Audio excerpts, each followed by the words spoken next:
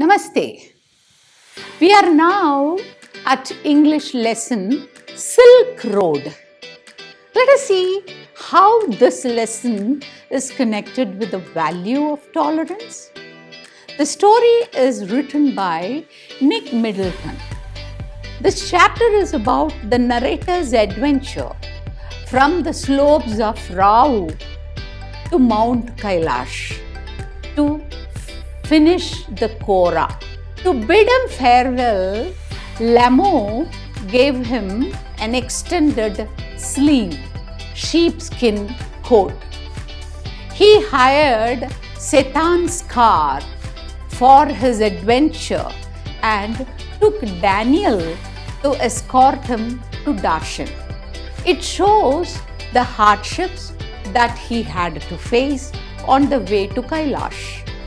The name Silk Road or Silk Routes refers to a network of trade roads that are connected the east and the west.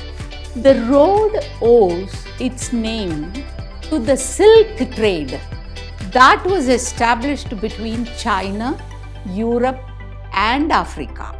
The author was slightly disappointed in Darshan.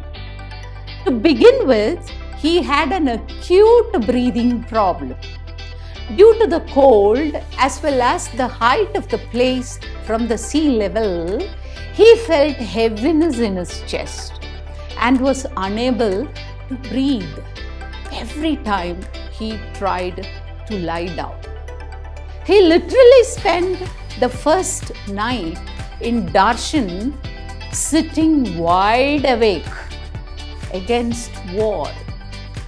The problem, however, subsided after he visited a doctor the next day and took Tibetan medicine. Secondly, the place was dusty and partly neglected. There were heaps of rubbish scattered around. Since the author was too early to arrive, there were hardly any pilgrims in Darshan.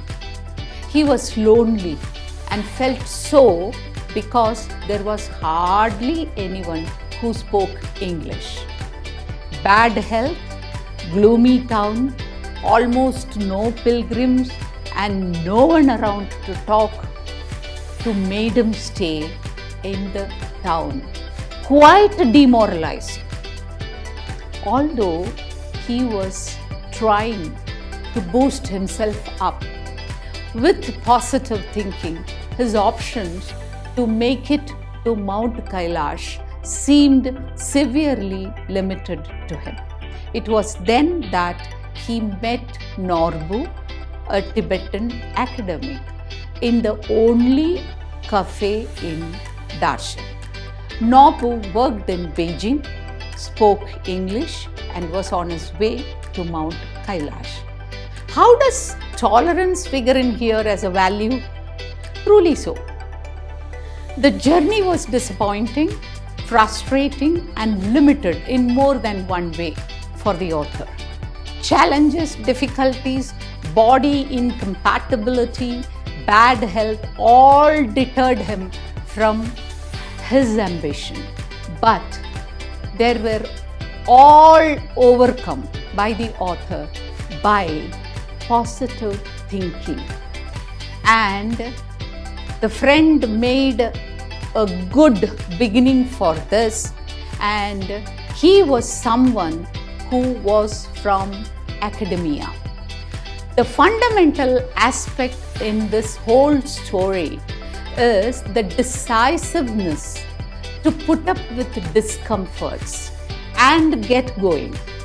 Be tolerant and face situations squarely with courage and positivity. In life, what is required for all of us is a decisive mind to face challenges whenever there arises an ambiguity and confusion.